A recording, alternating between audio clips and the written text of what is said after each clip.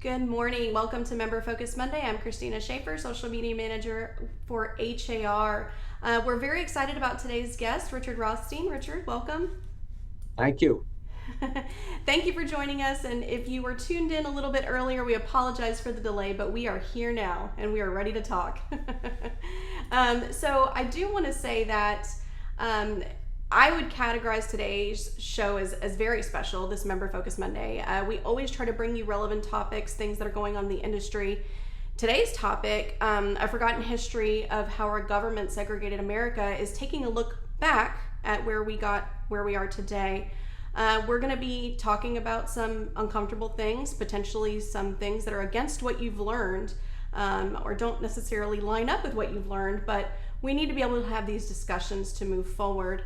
I think that one thing all our members can agree on is that one way to create wealth is real estate. But what if there were policies put in place that kept you from being able to do that? So today's guest, Richard Rothstein, author of The Color of Law, this book right here, quite literally wrote the book on it. So Richard, again, welcome and thank you for being here with us today. Thank you very much. So your book, Richard, was suggested to me by one of our members, and I was shocked at some of the things that took place in our history that I knew nothing about. What inspired you to write The Color of Law? Well, I spent a lot of years as an education policy writer, and I came to understand that the biggest problem that schools face today was segregation. The fact that we concentrate the most disadvantaged children, typically minority children, Black and Hispanic children, in single schools where their social and economic disadvantages overwhelm the ability of schools to overcome them. I remember writing a column once about asthma, and I wrote many of these kinds of columns about different social and economic disadvantages. But as you probably know, Black children in low-income neighborhoods have asthma at 4 times the rate of middle-class children. 4 times the rate. If they have asthma, they're more likely to be up at night wheezing. They live in more polluted neighborhoods, more diesel trucks driving through their neighborhoods, more deteriorated buildings, no fault of their own. And if they come to school, they're more likely to be drowsy from being up at night wheezing. And I tried to explain, if you have two groups of children who are identical in every respect, except one group has a higher rate of asthma than the other, that group's going to have lower average achievement no matter how good the schools are. Right. So I began to worry about school segregation as a chief problem of that schools face, and I came to the understanding, may seem obvious, but it took me a while to figure it out, that the reason that schools were so segregated was because the neighborhoods in which they're located are segregated. So I began to look into how neighborhoods came to be so segregated strictly as an educational problem. I wasn't learning anything about housing. And then in 2007, I read a Supreme Court decision that investigated two policies in two different school districts, one Louisville, Kentucky, the other Seattle, Washington. Both of them had a very, very trivial program to try to desegregate their schools. They gave parents the choice of which school to attend. But if the school, if their choice was going to further exacerbate segregation, the choice wouldn't be honored. So if you had a school that was all white or mostly white, a Black and a white child applied for the last remaining place, that Black child would be given some preference in order to help to desegregate the school. It's a trivial program.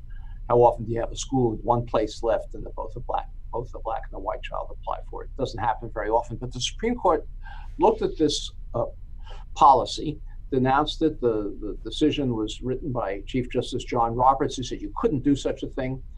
He said the reason that schools are segregated in Louisville and Seattle is because the neighborhoods they were located are segregated. And he said the neighborhoods are segregated not by government policy. He said they were segregated because people like to live with each other of the same race, or maybe private actors, realtors, banks in the private economy discriminated in how they sold homes, or maybe income differences is what caused it. And the Chief Justice said that if you have all these private sector policies that created segregation, there's nothing that the government can do anything about. Right. It's actually against the Constitution for the government to try to undo something that was created not by government. Well, I read this decision and I remembered something that happened in Louisville, Kentucky, one of the two school districts that were involved in this case.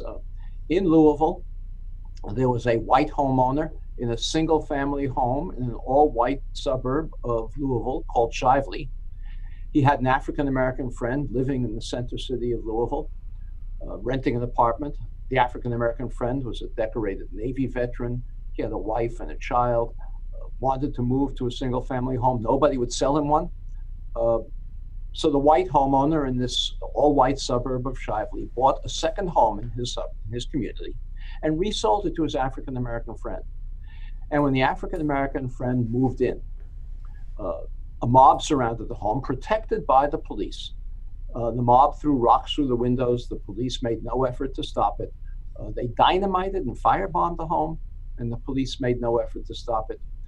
But when this riot was all over, the state of Kentucky arrested, tried, convicted, and jailed with a 15-year sentence the white homeowner for sedition, for having provoked a riot by selling a home in a white neighborhood to a black family. And I said to myself, this doesn't sound to me like segregation that was created without government activity.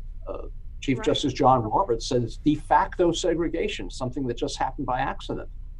But I Mm-hmm. said to myself, if the police, the prosecutors, the entire criminal justice system was being mobilized in Louisville to maintain racial boundaries, this is not de facto segregation. This is government created segregation. And I began to look into it further.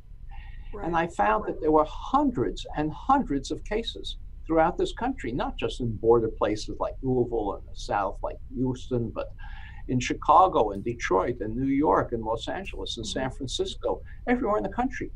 There were instances of police protected mob violence to drive African Americans out of homes that they had legitimately purchased or rented in white neighborhoods.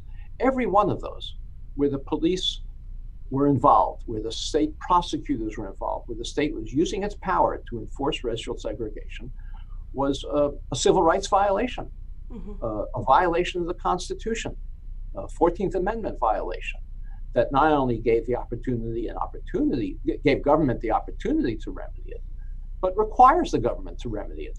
And so I began to look into this further, Yeah. and I found that it was not just state-sponsored violence that maintained segregation, but there were many, many federal, state, and local policies that interacted to create the apartheid system that we have in this country today. The de facto segregation idea is a total myth. It Yeah. was not created by private actors. So if we could, let's back up just a minute because the book actually defines the difference between de facto and de jure segregation. So for those who haven't read your book yet, can you just back up and tell us what is the difference de facto and de jure segregation? Sure, as I said, de facto segregation is what the Chief Justice described as segregation that was created without government participation. Mm-hmm. Excuse me. By private prejudice of realtors or banks, by people's self choices wanting to live with each other of the same race, by income differences. This is what created segregation, according to the Chief Justice. He calls it de facto segregation. De jure segregation is unconstitutional segregation, segregation that was created by government, that not only gives government an opportunity to remedy, but an obligation to remedy. If we have a civil rights violation, we have to fix it. So it's a critical difference, and the myth that we've all adopted, that we have de facto segregation, removes our obligation to remedy it. And it's one of the reasons why it continues to persist. If we understood that this is a civil rights violation, we would understand that we have an obligation, not just an opportunity, but an obligation as American citizens to remedy it. Yeah, the book discusses the fact that people believe it's de facto.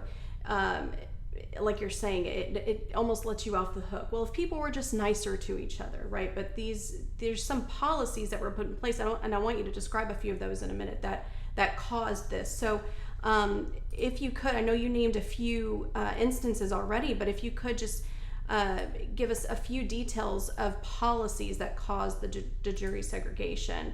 Everything from, selling, as you mentioned, one already, but even mortgages and in development, in home development as well. Well, yes, let me say though, that I am not suggesting that the private sector wasn't involved. Mm-hmm. As in the example I just gave, the African American decorated Navy veteran in Louisville, in the center city of Louisville, couldn't find a real estate agent who would sell him a house in a white neighborhood. So it's not that the private sector wasn't involved, but if the government had fulfilled its constitutional obligations, the private sector would not have been able to impose this kind of segregation. As you know, the National Association of Realtors, the name has changed, but the National Mm-hmm. Association of Realtors in 1924 adopted a code of ethics that prohibited real estate agents from selling homes in white neighborhoods to black families. That was a private action, but the government required them to take it. The government would not, through the policies I'll describe in a minute, permit real estate agents to sell in white homes Mm-hmm. to white neighborhoods to black families. So it was a joint project. The Constitution requires the government to undo the actions that it created. But let me tell you a couple of the other policies that I discovered as I began to look into this. Wasn't just state-sponsored violence to drive African Americans out of their homes. The biggest one probably was the effort of the federal government to suburbanize the entire white working class population in the mid 20th century to single family homes in all white suburbs. And this happened in every metropolitan area of this country. And it happened in Houston, it happened in New York, it happened in Los Angeles and San Francisco, everywhere in between. Perhaps the best known of these suburban developments that were created by the federal government in the mid 20th century is Levittown, east of New York City. Your members may have heard of this one. Mm-hmm. 17,000 homes in one place in a county east of New York City. People thought this was a crazy idea. We were in a suburban country at that time. The only people who lived in suburbs were wealthy people. Working class families didn't live in suburbs. They had to live near the factories or the shipyards where they worked because they had to walk to work. And both black and white families were living in mostly integrated neighborhoods at that time because they had to be able to walk to work. If they had a factory district located near a deep water port or a railroad terminal, the workers had to be able to walk to work to get to it. Well, the federal government decided to suburbanize the white working class families who were living in these urban areas by creating suburbs. Automobiles were first being developed. People no longer needed to have to walk to work. And Levittown, to take that example, 17,000 homes in one place. Levitt could never develop the capital to build that subdivision on his own. 17,000 homes, no bank would be crazy enough to lend it to him. The only way that Levitt could build that subdivision or any of these other developers all across the country in every metropolitan area was go to the Federal Housing Administration, submit the plans for the development of the construction materials that he'd use, the architectural design, the layout of the streets, and make a commitment to the Federal Housing Administration or the Veterans Administration that he would never sell a home to an African American family. That was a commitment they required him to make. Mm-hmm. The Federal Housing Administration even required that these developers, like Levitt, place a clause in the deed of every home prohibiting resale to African Americans or rental to African Americans. And on that basis, once he made those agreements, the federal government, the Federal Housing Administration, guaranteed his bank loans to build the development.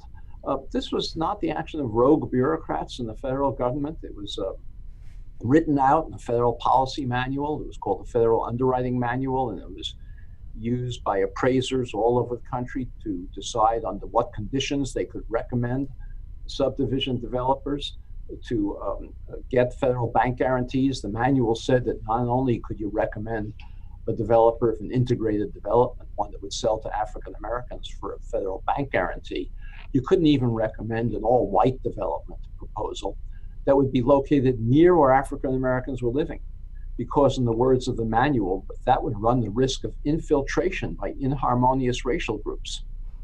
It was that was explicit language in the federal policy housing manual. This notion of de facto segregation is ludicrous.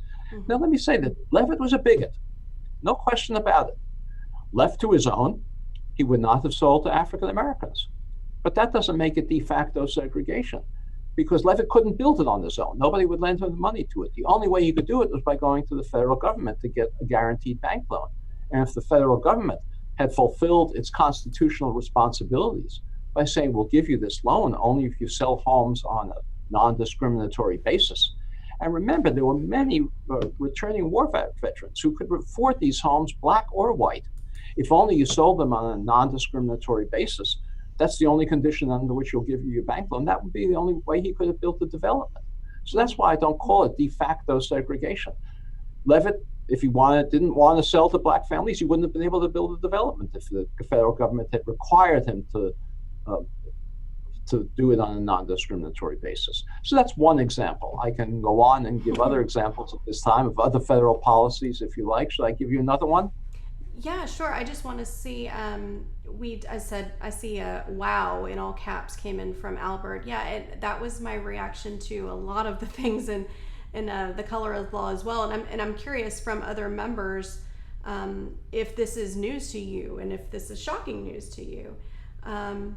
So, Sean, just a comment here. Great live feed with factual info being expressed. Makes me think about how redlining took place. And he goes on a little bit. And yes, we did talk. I mentioned to you, Richard, that we had Bill Dedman on talking about the Newsday investigation a few weeks ago. If you missed that, you can go back in our live videos and check that out. And yes, Sarah wants to hear more examples. So if you could please share more another I'll example give you with another us. one. I'll give you another one. We all think we know what public housing is in this country. We think of it as a place where poor people live, a place with lots of single mothers, maybe lots of young men without jobs in the formal economy, lots of deteriorated buildings, confrontations with the police. That's our image of public housing. Mm-hmm. It's not how public housing began in this country. The first public housing in this country was created during the Depression and the New Deal in the Roosevelt administration. It was not for poor people. Poor people were not permitted into public housing. Uh, People in public housing paid the full cost of the housing and their rents. It wasn't subsidized. The government built it and then rented the apartments. It was for working class families. Everywhere that the federal government, beginning in 1933, the first civilian public housing in this country, everywhere the federal government built it built it on a segregated basis. Separate projects for whites, separate projects for African Americans, frequently creating segregation where it hadn't previously existed. I mentioned a few minutes ago that uh, in that period of American history, the middle, early 20th century, there were many, many integrated downtown neighborhoods simply because black and white workers all needed to live close enough to the same factories to be able to walk to work. Mm-hmm. The great African American poet, novelist, playwright Langston Hughes talked about how he grew up in an integrated downtown Cleveland neighborhood. It's not how we think of downtown Cleveland today as being an integrated place, but he says that in high school, his best friend was Polish. He said he dated a Jewish girl. That's what you would expect to find in an integrated neighborhood with an integrated high school. But the federal government went into that neighborhood where Langston Hughes lived. It's called the Central Neighborhood of Cleveland, demolished housing and built two separate projects, one for whites, one for African Americans, races that were previously living in the same neighborhoods, going to the same schools, two separate projects, creating a pattern of segregation in Cleveland that hadn't previously existed. And this went on all over the country.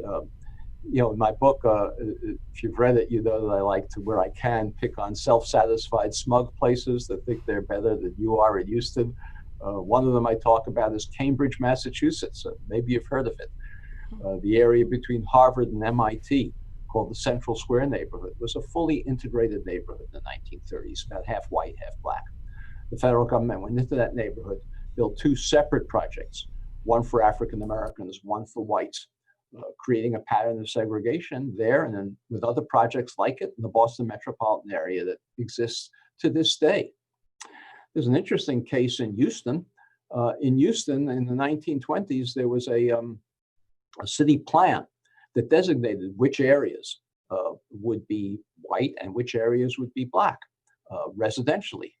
The Houston School Board then placed schools for blacks and whites in those areas, forcing people to move to either the black or the white area designated by the city plan of Houston if they wanted their children to go to school. This was another example of federal policy, of local policy, state policy, unconstitutional violation of the 14th Amendment, to create a plan that designated areas by race and then place schools in those designated areas to force families to relocate if they wanted their children to be educated. During World War II, I'll give you another example. During World War II, hundreds of thousands of workers flocked to centers of war production to take jobs in industries that hadn't existed before, not during the Depression. The federal government, if it wanted the tanks and the jeeps and the aircraft carriers and the airplanes to be built, it had to find housing for these workers. They overwhelmed the communities where these war plants were located. The communities didn't have housing for all these new jobs that were being created. So everywhere where the government had war plants in World War II, it had to build housing. And it did. It built housing always on a segregated basis, separate projects for whites and for African Americans, people working in the same war plants, but they had to live separately, creating patterns of segregation in many places that hadn't existed before. An example of that is the West Coast, where I am now, San Francisco. There were very few African Americans living on the West Coast before World War II, what we call the Second Great Migration, when African Americans moved out of places like Texas to the West Coast, began during World War II to take jobs in these war industries. The federal government created segregation in San Francisco, for example, by building 5 projects for workers in the war industries, mostly shipyard workers, 4 of them for whites only, 1 for African Americans, creating a pattern of segregation here that hadn't previously existed in the San Francisco Bay Area. And they did the same thing in Portland and Seattle and Los Angeles, other West Coast cities. The segregation that we know today on the West Coast, the rigid racial segregation, was created by the federal government in the first instance during World War II to house war workers on a segregated basis. Okay. I see some comments coming in from our members.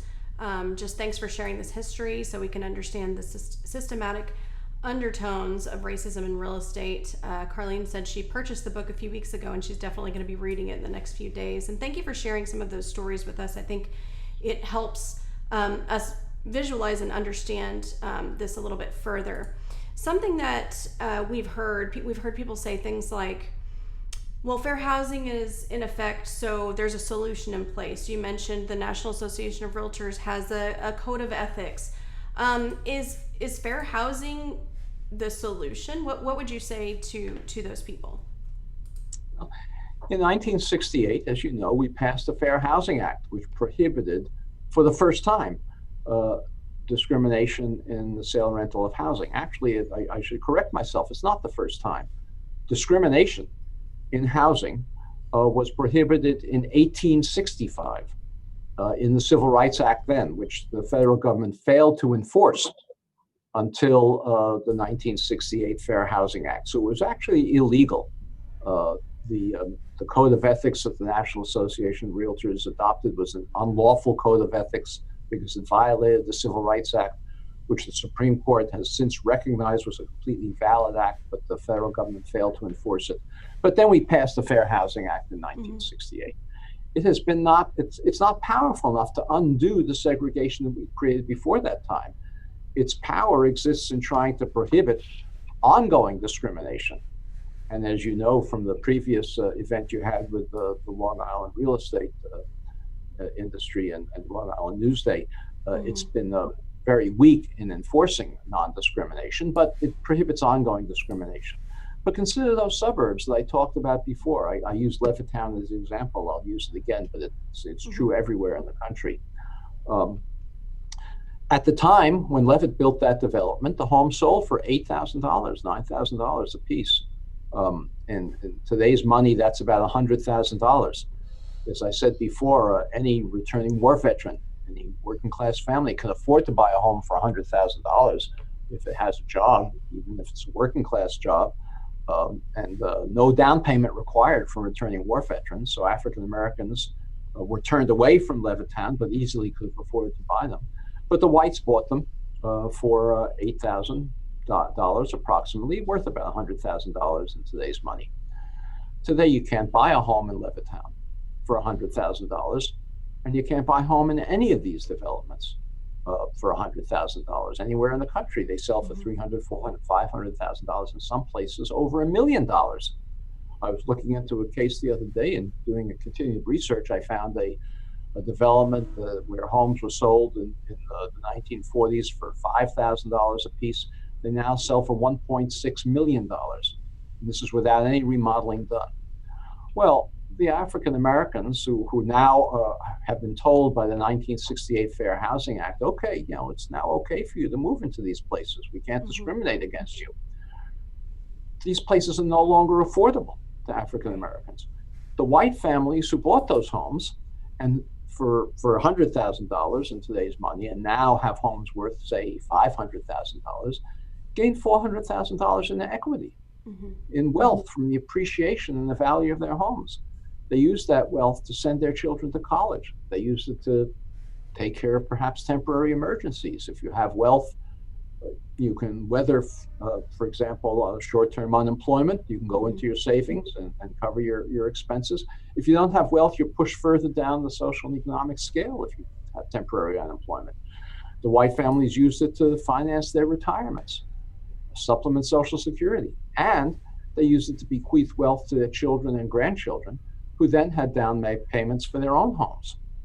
African Americans were prohibited by federal policy from accumulating this wealth. The result is that today, while African American family incomes, household incomes, are about 60% of white incomes, that's a big disparity, and there's a whole story about that. I won't go into it this morning. That's another whole discussion. But a 60% income ratio. African American family incomes are about 60% of white incomes. African American wealth is about 5% of white wealth.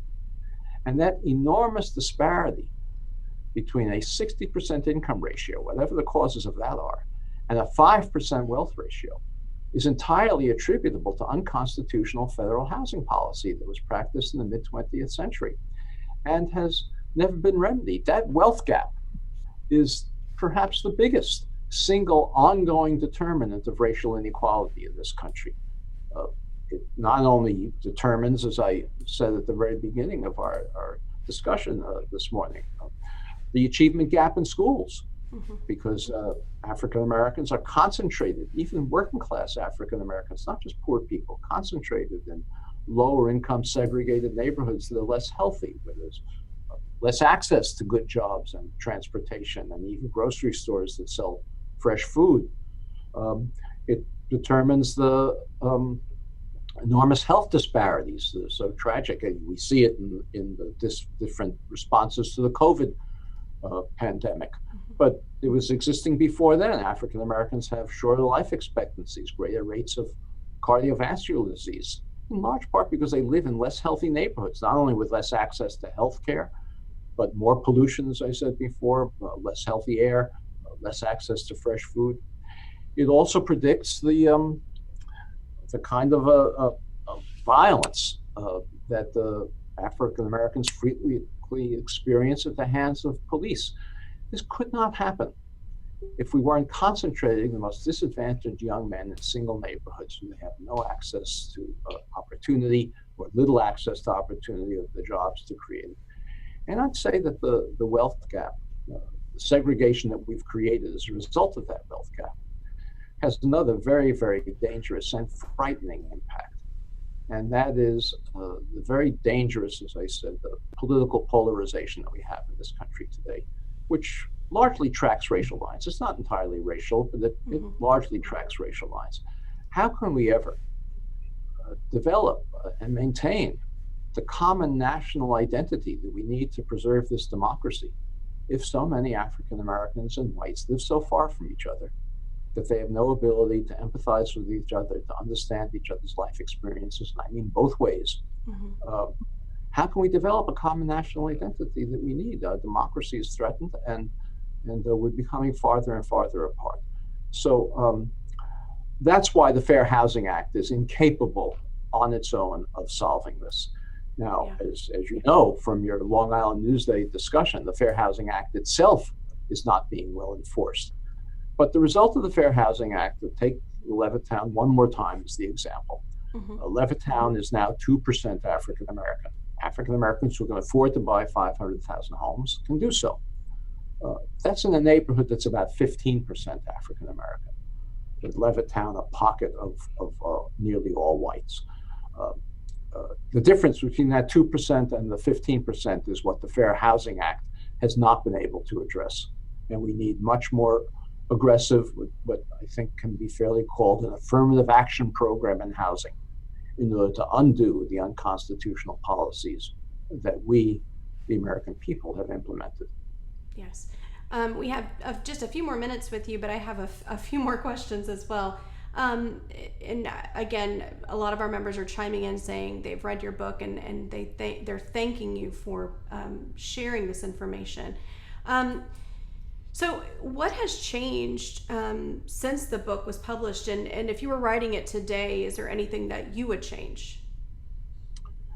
Well, no, I wouldn't change anything if I were writing it today, but there is a much, much greater understanding today. And it's not just because of my book. Mm-hmm. There are many other books about this race. We're having a more accurate and passionate discussion about race today than we have ever had before in American history. So I think it's possible to move forward to do something about it, which has changed. I'm now writing another book in which I'm talking about what we can do about it. Because the last book was about how it happened. The next one will be what we could do about it. And I'm talking about many policies that we could follow. If I can talk about a couple that affect the real estate industry, That'd be if great. I Yes. can do that, if we have a couple minutes. Yes. One policy is that the use of the real estate industry uh, in collaboration with groups like Zillow and great schools to identify better neighborhoods by the test scores of their schools. That is a policy that is reinforcing and exacerbating racial segregation. Every social scientist who studied this issue knows that test scores that are reported by places like Great Schools or Zillow are not an indicator of the quality of schools. Mm-hmm. They are an indicator of the social class of the parents who send their children to those schools. Children who, with better educated parents, are going to have higher test scores no matter how high the quality of the school is. And the test scores don't measure quality of schools. For example, they don't measure the extent to which good citizenship is being taught. They don't measure the extent to which the ability to collaborate in learning is taught. They don't mention the extent to which any of the other things that a well-rounded student requires, whether it's art, music, is taught. Mm-hmm. So the main thing that test scores indicate is the social class of the parents. And by telling potential home buyers that an area with higher test scores is one that has better schools, is one that creates incentives for greater segregation. These neighborhoods with higher test scores are predominantly white because whites have higher average levels of education than for the reasons I described before. So that's one policy that can be followed. Another is we can have much better monitoring of discriminatory behavior on those bad actors in your profession who continue to discriminate in the sale and rental of housing, as the Long Island Newsday survey suggested. We do lots of this kind of testing. The problem with most of it is that, unlike the Long Island Newsday survey, it doesn't identify the people who are discriminating. And so it gives your industry no ability to root out the bad actors. What we need is testing that identifies perpetrators. My recommendation to the National Association of Realtors is that they work with civil rights groups to set up an independent agency to engage in testing of real estate sales and rentals that identifies realtors who are violating the Fair Housing Act and enable the industry to take measures to, the most extreme, lift their licenses if their behavior is extreme. That's another thing that could be done. Another thing that could be done is there needs to be more collaboration between white and black realtors. There is a real estate group, as you know, of Black realtors who are also members of the National Association of Realtors. There's a real estate group of Latino realtors, and partnership should be created between those realtors so that an aggressive attempt is made to market homes to both races when they come up for sale, and we promote desegregation in that way. Very good. Thank you so much. I have just a few more questions for you. And one, you've made some great suggestions. Is there anything else our members can do to make real change and move us forward? You've got a lot of them watching and listening to you right now. So anything that they can do aside from what you've just mentioned? Well, I'll mention one more, and that is that I think that the real estate community should contribute to. They're not entirely responsible for it, but they should contribute to a fund to provide down payment assistance to African Americans in particular, who were prohibited by the government and by industry from accessing higher opportunity in the 20th century, whose ancestors were prohibited. That's one thing that can be done. But even more important, I'd say, is every one of your members is also an American citizen. Mm-hmm. They're also a citizen. They have opportunities as citizens, as all of us do, to engage in public activity to redress segregation. There are many policies that should be followed. For example, the fund I just described should not be one that's exclusively created by the real estate industry. It's one that citizens can demand that the federal government and the state and local governments help to create to do that. We can insist on greater enforcement as citizens of agencies like the state licensing agencies that license realtors to do better monitoring of the discriminatory behavior where it exists of realtors. So there are many, many policies that we can pursue as citizens to redress segregation, and we can join with others outside the industry to engage in those activities. Very good. So I just want to mention, I got a note here that on Friday, the New York State legislature passed a law to make it easier for the state to revoke a real estate agent's license in cases of discrimination. Its aim is to stop steering as a result of the Newsday investigation. So yes, and again, the more we discuss this, the more we can change. Just a lot of people agree with you. That's very encouraging. But the unique thing about the Newsday investigation is that it actually identified, because they were wearing hidden cameras, identified the realtors who were engaging in this kind of behavior. And if we simply do audit testing, as the federal government has done and as others have done, to simply report that X% of realtors are discriminating, without identifying the perpetrators, we're not going to be able to clean up the industry. Mm-hmm. Very good. I have one last question for you, and if you have any questions that I haven't asked Richard yet, please type them into the comments and we'll get to them. But in addition to housing, you mentioned earlier, education is another major area of research for you, and you've written books about it. How does education play into housing segregation? Well, this leads into this goes back to your last question, is what can we do as citizens? Every textbook that I've examined in American history that's used in American schools today, and as you probably know, the state of Texas has more influence on the textbook industry than any other state in the country, because Texas is such a large state and buys so many textbooks. So what the state of Texas demands is what the textbook industry produces. And every textbook that I've examined lies about this history, lies about it. It tells nothing about the role of the federal government in creating segregation, nothing of the role of police, and as I described before, of the criminal justice system in enforcing segregation. Textbooks typically promote the idea of de facto segregation. They describe the great work of the New Deal in creating housing for the first time for people who didn't have it, never mentioning that it was for whites only.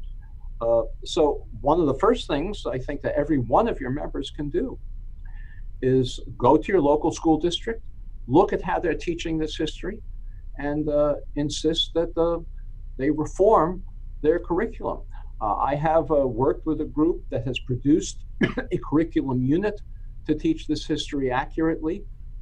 It's on, if you email me, or I can email you and give you the link, and you can share it with your members so that you can have, it's a free curriculum unit that teachers can use, but it's not, shouldn't be just up to teachers voluntarily to use it. The Houston School District and other districts in your community. I actually once did a big study of Spring Branch, so I know some of the school districts in your community. Those school districts should require teachers to be trained in teaching this history accurately. Because if the next generation doesn't learn this history any better than our generations have, they'll be no better position to remedy it than we have. So that is a critical role that every one of your members, as citizens and as parents and as grandparents, uncles and aunts, can undertake in this area. Very good. One more question from one of our members, Kimberly. You posed several suggestions to NAR, to even us here locally, HAR. She said, just what is the number one policy that NAR can propose to Congress to rectify the damage that has been done? So what would you prioritize as number one? Well, there are so many things that need to be done, but I guess the first thing I would say is the most important thing that can be done is creating a fund, an affirmative action program in housing, a fund that's substantial enough to permit African Americans in particular to move to neighborhoods that they could be living in today had their grandparents and parents not been excluded from those neighborhoods when there was an opportunity to build wealth that whites have been able to build. So the creation of a very substantial down payment assistance fund. There are such funds now. They're not adequate for the task that faces us. I'd say that was the single most important policy that we could be pursuing. Very good.